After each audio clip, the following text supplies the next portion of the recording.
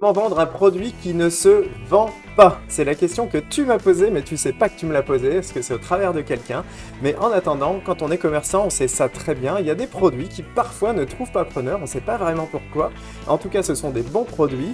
Et le souci, c'est qu'on sait pas forcément comment faire en sorte de les vendre et qu'ils se vendent enfin. Et parfois, c'est un peu frustrant parce qu'on sait que ce produit-là est bon, mais que le client a l'impression qu'il n'est pas joueur, qu'il comprend pas tout très bien.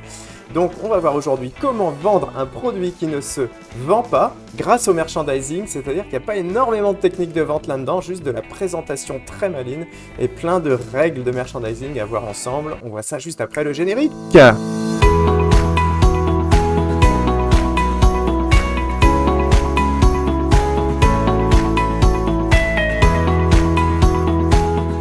Salut, c'est Cédric Gauthier de jeu-suis-commerçant.fr, le blog d'abord, le podcast ensuite et la chaîne YouTube, vous êtes dessus, qui parle aux commerçants de proximité de toutes ces techniques qui nous manquent souvent, comme les techniques de vente, de merchandising, de marketing, et qui nous permettent de faire simplement plus de ventes, plus de chiffre d'affaires, de valoriser les talents, de valoriser notre CV si on veut se vendre à un patron, et enfin, ça nous permet surtout de devenir des commerçants plus accomplis et attention,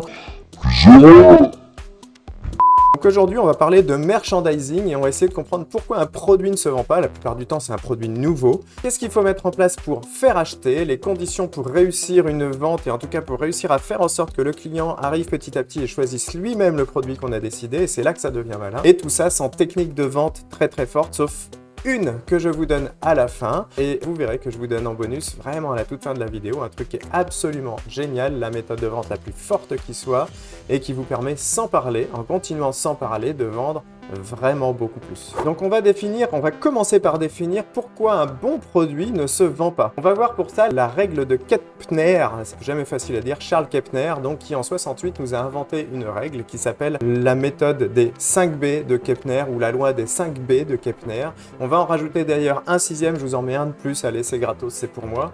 Et Kepner, qui n'était pas du tout commerçant ni rien, il était chercheur, il était même psychologue, à force d'observer les gens dans les supermarchés qui était naissant dans les années 50-60, a donné un traité de merchandising et de vente pour les supermarchés à l'époque. La règle des 5 B de Kepner et le dernier gratos, je vous le filerai pour la route, c'est très simple. Elle nous dit qu'on doit avoir un bon produit au bon moment, au bon endroit, au bon prix, en bonne quantité et je vais rajouter avec la bonne information. Alors c'est pas moi qui le rajoute, on le rajoute d'usage maintenant. Donc le bon produit, il est logique que le produit doit être bon et alléchant. Je vais passer là, vous allez voir ça, on n'a pas besoin d'y revenir franchement.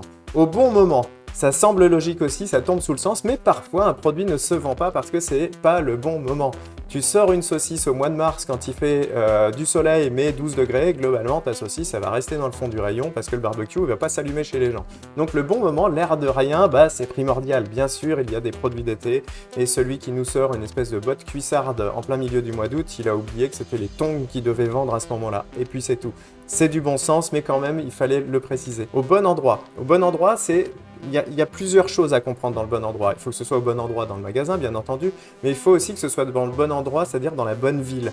Si tu veux vendre en gros une Rolex, tu as beaucoup plus de chances de la vendre à Monaco, en plein centre, à côté du casino, plutôt qu'au fin fond de Villetaneuse, au pied d'une tour. C'est tout, c'est comme ça, voilà. Donc, le bon endroit, c'est aussi dans le magasin. Et ça, on va y revenir un tout petit peu, et c'est justement ça qui va nous amener des techniques de merchandising. Au bon prix. Alors, le bon prix, là, faut pas se tromper. Je vais insister un tout petit peu là-dessus. Le bon prix, c'est pas forcément un prix pas cher, là, un bon prix. Un bon prix, c'est peut-être même un produit cher.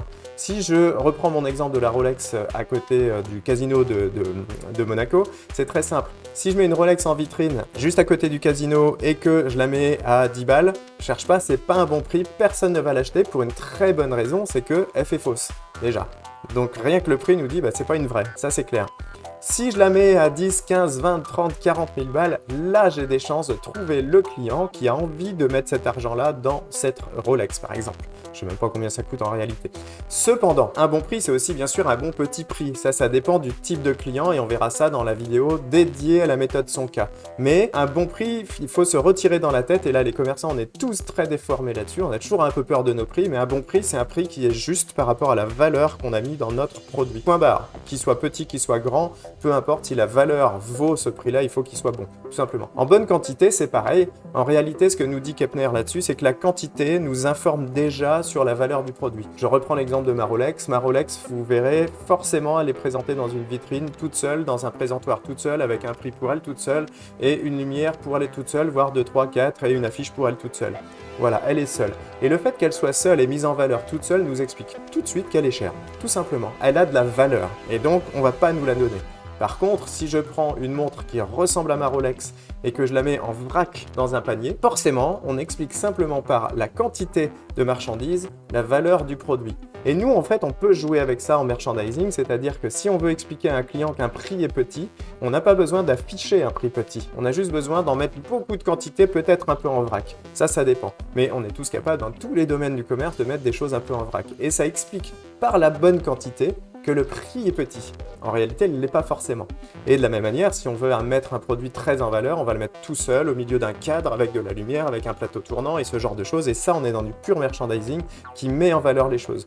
Mais attention, si on veut expliquer que c'est pas cher et qu'on met une pièce unique qui tourne toute seule, c'est pas crédible, ça ne marche pas. En réalité, c'est ça dont il faut faire attention et c'est ça que nous dit Kepner. Et en dernier, la bonne info. Et oui, un produit, si on veut le vendre, il faut qu'il y ait la bonne information dessus ou à proximité. Ça, c'est le boulot de la PLV, de la pub sur le lieu de vente, qui doit être à la fois informative et le boulot également du vendeur, qui est là pour expliquer, pour conseiller, etc. Et ça, c'est vraiment important parce que souvent, un produit qui ne se vend pas, c'est qu'il manque tout bêtement d'informations, surtout sur les produits nouveaux. Donc une fois qu'on a vérifié que nos 5 B étaient respectés, qu'on avait bien choisi les bons endroits, les bonnes quantités, le bon prix, etc. et que notre produit ne se vend toujours pas, eh bien heureusement, on va à la rescousse le merchandising. La première des techniques en réalité, c'est de mettre en lumière notre produit. Si on veut que quelque chose se vende, il faut qu'il se voit. C'est aussi con que ça, mais souvent, dans nos linéaires, dans nos étagères de nos commerces, on veut que ce produit-là se vende et on le met pas un tout petit peu en avant par rapport aux autres, on le met pas sur un présentoir à part, on le met pas, on lui crée pas du cadre à l'intérieur des vitrines.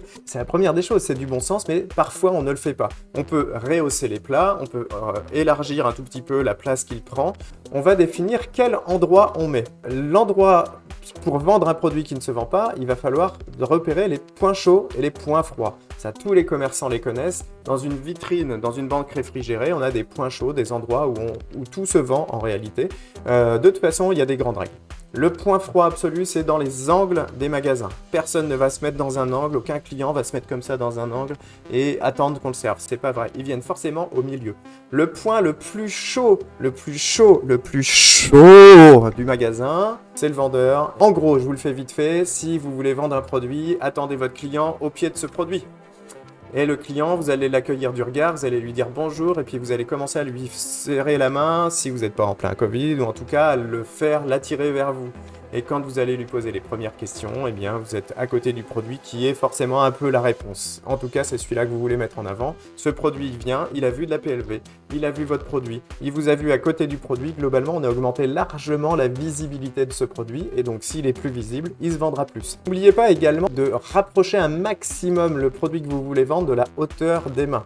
Ça s'appelle la méthode de la préhension. Tout ce qui vient dans la main et tout ce qui est préhensible, proche de la prise par la main. Le cerveau, quand il a un produit en main, il ne fait pas la différence entre le fait que ce soit à lui ou pas.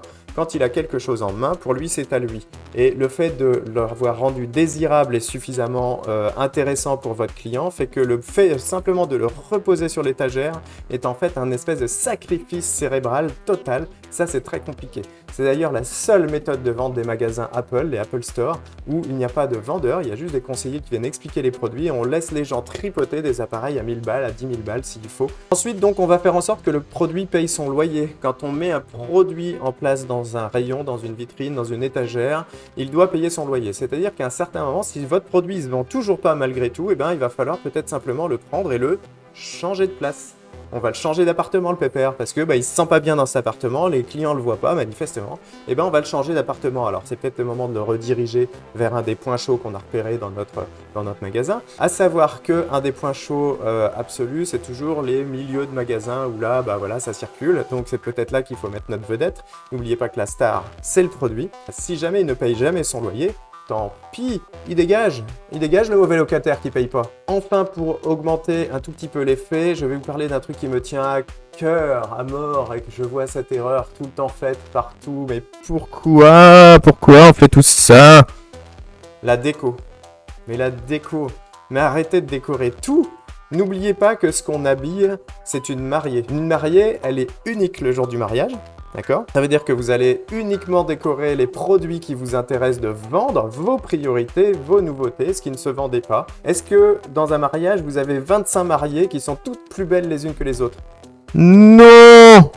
La seule qui doit être la plus belle, c'est la mariée. Point. Quand on décore seulement les points chauds, quand on décore seulement les produits chauds, la décoration, elle fait son travail, c'est-à-dire qu'elle attire l'œil, elle embellit les choses et donc elle rend encore plus visible et plus désirable le produit qu'on veut vendre, tout simplement. Le résultat, c'est simple, le résultat, plus c'est visible, plus c'est désirable, plus t'augmentes tes ventes. Je résume très simplement, vous vérifiez que vos 5B soient respectés, que vous avez intelligemment compris la finesse de ces 5B et que le 6e et le plus fondamental, c'est l'information sur le lieu de vente, c'est vraiment très important.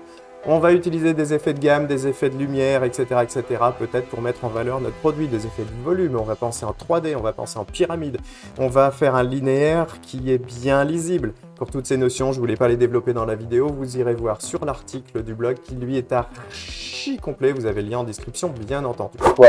Il y a un problème? Bah oui, il y a un problème. Si tu as tout vendu de ton produit et que tu n'en as plus, ça arrive.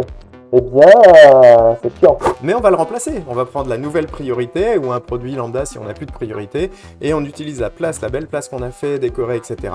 pour mettre autre chose en valeur, tout simplement. En réalité, quand on prépare une mise en scène sur 1 ou 2 ou 3 spots dans un magasin ou dans une vitrine, c'est très facile de s'en servir tout au long de la journée pour rajouter nos priorités, même si des fois c'est peut-être un peu décousu. En attendant, on a tout fait pour mettre en lumière cet endroit-là, ce lieu-là. Autant s'en servir toute la journée, toute la semaine peut-être, ça dépend du type de commerce. La petite technique sans parler qui reste, j'ai commencé à vous en parler, mais c'est mettez dans la main. Tiens, prends cette rose. Allez, pour finir, je vous fais un petit cadeau. Vous allez télécharger le livre de la vente. Il a été déjà téléchargé 500, je sais plus, beaucoup de fois. J'ai des super retours parce que dedans, vous allez trouver des techniques de vente de ce style qui fonctionnent très bien, qui sont pas compliquées à mettre en place. Et rassurez-vous, ce sont des techniques éthiques. On n'est pas là pour avoir les clients, ça n'est jamais le cas. Nous, un bon client d'un magasin, d'un commerce de proximité, c'est un client qui revient, donc qui est satisfait. Et maintenant, c'est simple, on met un pouce, on s'abonne ici ou là, on met en route la cloche car il y a une vidéo chaque semaine qui donne des petites combines pour les commerçants, même des grosses techniques. Et je vous demande un truc maintenant, soyons des commerçants accomplis et heureux. Ciao!